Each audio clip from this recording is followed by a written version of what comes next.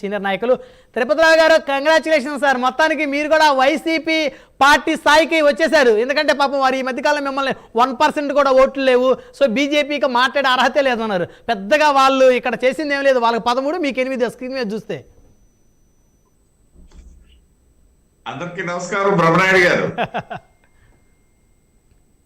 ముందుగా బ్రహ్మనాయుడు గారు ఈవేళ అయితే నేను చిన్నపరెడ్డి గారి ధైర్యాన్ని అభినందిస్తున్నా. నిజంగా ఖచ్చితంగా నేను క్లాప్స్ కొడుతున్నాను తిరుపతిరావు గారు. ఎందుకంటే నేను వైసీపీ ప్రతినిధులకి చాలా మంది ఫోన్ చేశాను, చర్చలో జాయిన్ అవ్వమని. ఎవరు కూడా జాయిన్ అవడానికి ఇష్టపడలేదు. కొంతమంది జాయిన్ అవుతామని చెప్పేసి ఎప్పుడైతే మొదటి రౌండ్ ఫలితాలు అయిపోయినాయి వాళ్ళందరూ ఫోన్ స్విచ్ ఆఫ్ చేశారు. కానీ చిన్నపరెడ్డి గారి యొక్క ధైర్యాన్ని ఖచ్చితంగా మీరు ఎలా అభినందిస్తున్నారో నేను కూడా అభినందిస్తున్నా. అలాంటి స్పిరిట్ ఉండాలి ఖచ్చితంగా, అందులో ఎలాంటి డౌటు లేదు. అయితే అదే మీరులాగే పొద్దున్న డిబేట్లలో కూడా నాతో ఛాలెంజ్ చేసినటువంటి వైసీపీ సోదరులు ఉన్నారు ఇవాళ కూడా. అందువల్ల నేను ఏంటంటే చిన్నపరెడ్డి గారిని అభినందిస్తాను. సరే, గెలుపోటములు అందులో భారతీయ జనతా పార్టీ కోణంలో మాకు అదేమి పెద్ద ఎక్కువ తక్కువేం కాదు. మేమైతే ఆ విధంగా తీసుకుంటాం. ఎందుకంటే 2 సీట్ల ధర ప్రారంభమైనటువంటి భారతీయ జనతా పార్టీ ఇవాళ మొన్న 303 సీట్లు. సరే, ఇప్పుడు కాస్త మాకు తగ్గినప్పటికి కూడా అధికారం మాదే, కేంద్ర ప్రభుత్వంలో మేమే ఉంటాం అన్నటువంటి సంకేతాల నేపథ్యంలో నేను మాట్లాడుతున్నా. అంటే నేను ఎందుకు వైసీపీని ఇప్పుడు మాట్లాడాల్సి వచ్చిందంటే, గెలుపోవటంలో సమానం. వాళ్ళు నిన్నటి వరకు నేను చిన్నపరెడ్డి గారితో కలిసి చేశానో లేదో నాకు తెలియదు, ఎవరు మాట్లాడినా సరే ఫ్రమ్ ద బిగినింగ్ ఏదైతే గత 5 సంవత్సరాల కిందట ఫలితాలు వచ్చి 151 సీట్లు 51% ఓట్లు వచ్చాయో నిన్నటి వరకు అదే మాటలు. మధ్యలో ఒకటి యాడ్ అయ్యింది, వైనాట్ 175. అవును, ప్రజాస్వామ్యంలో ప్రజలు అంతిమ నిర్ణేతలు అన్న విషయం మర్చిపోయి ఆ విధంగా మాట్లాడడం ఏదైతే ఉందో దానికే కారణం. ఇవాళ వాళ్ళందరూ మొహాలు చాటేసేయడానికి కారణం ఓడిమి. రాజకీయ పార్టీలకి ఓటమేమి పెద్ద నేతం కాదండి. ఓడుతుంటారు, గెలుస్తుంటారు, సహజంగా జరుగుతుంటది. లేకపోతే మాలాంటి దశాబ్దాల చరిత్ర కలిగినటువంటి పార్టీలకి గెలుపోవటంలో సమానంగానే ఉంటాయి. కాకపోతే గెలిచేటప్పుడు వెర్రవేగటం అనేది కానీ, ఓడిపోయేటప్పుడు వెళ్ళి దాక్కోవడం అనేది కానీ ఈ 2 సరైనటువంటి కాదు. అవును, వైసీపీలో చాలా మంది అదే పొరపాటు చేశారు. ఆ గెలిచేటప్పుడు చాలా మంది కాదు, మొత్తం అందరు కూడా. ఇవాళ ఒక్క సోదరులు చంద్రపరెడ్డి గారు బయటకు వచ్చారు కాబట్టి నిజంగా నేను మనస్ఫూర్తిగానే అభినందించాను. నేను ఎగతాళిగా కాదు, వారు కూడా ఎగతాళిగా ఏం తీసుకోకండి. అవును, ఖచ్చితంగా స్పోర్టివ్నెస్ ఉండాలి. సరే, ఖచ్చితంగా పార్టీలకు సంబంధించి పార్టీ కండువా కప్పుకున్న తర్వాత ఎవరి పార్టీని వాళ్ళు డిఫెన్స్ చేసుకుంటారు, అది వేరే విషయం.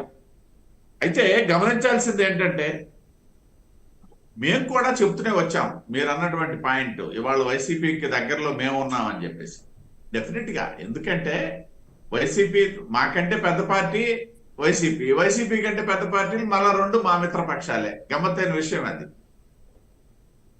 కాబట్టి ఇక్కడ గమనించాల్సింది ఏంటంటే, వైసీపీ స్వయంకృత అపరాధము ఇవాళ ఈ పరిస్థితి రావడానికి. మేము ముగ్గురం కలిసాం కాబట్టి మా బలం 3 అయింది. 1+1+1 3 కాదు, 1+1+1 111 లాగా జరిగింది వాళ్ళ ఎన్నిక. డెఫినెట్ గా నేను చెప్పగలను. 1+1+1 3 కాదు, 1+1+1 111. ఆ రకంగా ఇవాళ ఎన్నిక జరిగింది కాబట్టి ఇటువంటి తీర్పు వచ్చింది. ఎప్పుడైతే తెలుగుదేశం పార్టీతో జనసేన కలవడం, అప్పటికే మిత్రపక్షాలుగా ఉన్నటువంటి మేము కలిసిన తర్వాతే ఈ రాష్ట్రంలో ఎన్డీఏ తాలూకా విజయం నిర్ణయం అయిపోయింది. అయితే ఇవాళ ఇన్ని సీట్లు రావడం ఇవన్నీ ఇది వేరే అంశం. మళ్ళా దీనికి అంతటికీ కారణం ఏంటనేసి అంటే వైకాపా తాలూకా విర్రవీగుడుతనమనే చెప్పాలి. ఎందుకు నేను ఆ మాట అంటున్నాననేసి అంటే, అరే కనీసం ప్రజాస్వామ్యంలో ప్రతిపక్షాల తాలూకా వాయిస్, ప్రతిపక్షాల తాలూకా యాక్టివిటీ ఇవన్నీ కూడా అవసరం అన్నటువంటి జ్ఞానం లేకుండా కూడా వెళ్ళిపోయినటువంటి పార్టీ అది. కనీసమో ప్రతిపక్షాల తాలూకా పాత్ర, వాళ్ళ పని వాళ్ళు చేస్తారు అనేటువంటిది కూడా లేకుండా వెళ్ళిపోయినటువంటి పరిస్థితిలో వైకాపా వెళ్ళిపోయింది కాబట్టి ఇవాళ ప్రజలు ఈ రకమైనటువంటి తీర్పు ఇచ్చారు బ్రహ్మనాయుడు గారు.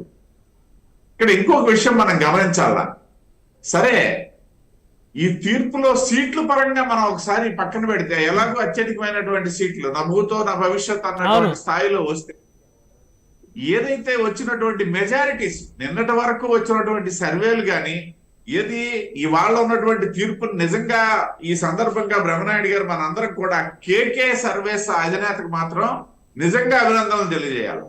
నిన్నటి వరకు ఆయన కమీడియన్, ఇవాళ శుభ్రంగా బ్రహ్మాండమైనటువంటి సక్సెస్ఫుల్ హీరో. ఆయనే హీరో, ఇప్పుడు ఏపీలో ఆయనే హీరో. ఆయన ఒక్కడే చెప్పాడు 161 సీట్లు వస్తున్నాయని చెప్పినటువంటి మొనగాడు ఆయన. 14 స్థానాలు వైకాపా అంటే అందరూ ఆయన పిచ్చోడ్లాగా చూశారు. 14 ఏంటి వైకాపా అని. అందరు కాదు సార్ బ్రహ్మనాయుడు గారు, ఇంక్లూడింగ్ మీ. నేను కూడా పిచ్చోడు అనుకున్నా, ఆయన ప్రస్తావించలేదు. కమెడియన్ గానే ప్రస్తావించాను. ఇవాళ నేను హీరోగా ఆయనకి ఖచ్చితంగా ధీరోదాత్తట అంటున్నాను. నేను అంటే ఊహించి చెప్పాడా లేకపోతే ఒక 2 అంకెలేసి చెప్పాడా అదంతా అనవసరం. నిజంగా సాధించినటువంటి విజయం అన్నమాట. అంటే ఇంతో పాటు గమ్మత్తైన విషయం, ఎక్కడ కూడా మెజారిటీలు 2000 3000 ఉంటాయని నేను మాట్లాడాను, లేకపోతే మా మిత్రపక్షాలు అందరూ మాట్లాడిన వాళ్ళు. పెద్ద మెజారిటీలు ఉండవని చెప్పి మాలో మేము మాట్లాడుకున్నాం, మీతో మాట్లాడాం. అవును. కానీ గమ్మత్తైన విషయం ఏంటంటే మెజారిటీల పరంగా చూస్తే కూడా వేలకు వేలు, మీరు ఇందాక అన్నట్టు ఏదైతే కార్పొరేట్ కాలేజీ స్టైల్లో మీరు చెప్పారు కదా, 10,000 20,000 30,000 50,000 60,000 70,000. అవును. ఎక్కడదండి?